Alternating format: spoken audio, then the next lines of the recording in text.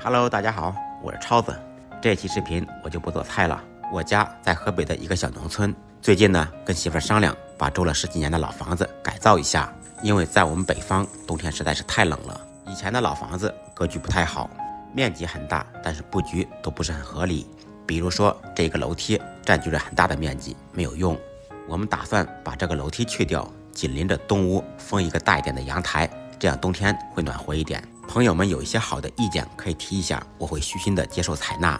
由于近期房屋装修，做菜可能会耽误几期，希望大家谅解。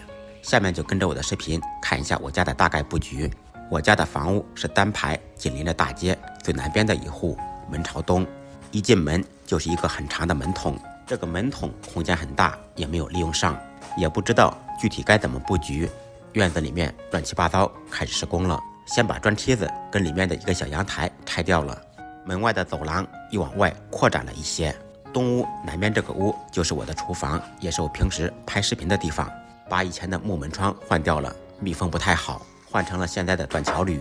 厨房里面我以前简单的装修过一次，贴的是墙板，我感觉不如瓷砖好。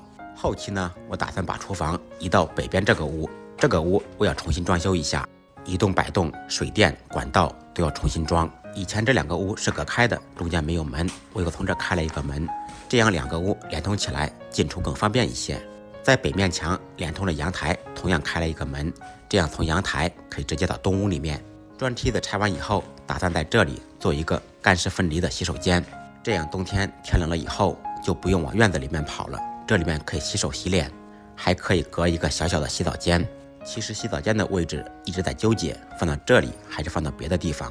朋友们有什么好的意见呢？这边的阳台往外扩了很多，相当于一个大点的客厅。所有的线路要重新改造，因为以前插头插座安的太少了，现在电器很多，里面的线承受不住，经常烧坏，所以干脆重新开槽换线。后期打算把客厅通往2个卧室的门给封住，这样空间可以更好的利用起来。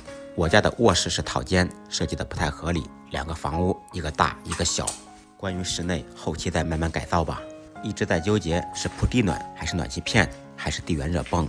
在农村取暖真是一个大问题，铺地暖烧天然气实在太贵了，日均大几十，受不了。好了，今天的视频就到这里了，后期我还会发一些我家的装修视频，欢迎大家提出宝贵的意见。感谢大家的支持观看，再忙再累记得按时吃饭，下期视频见，拜拜。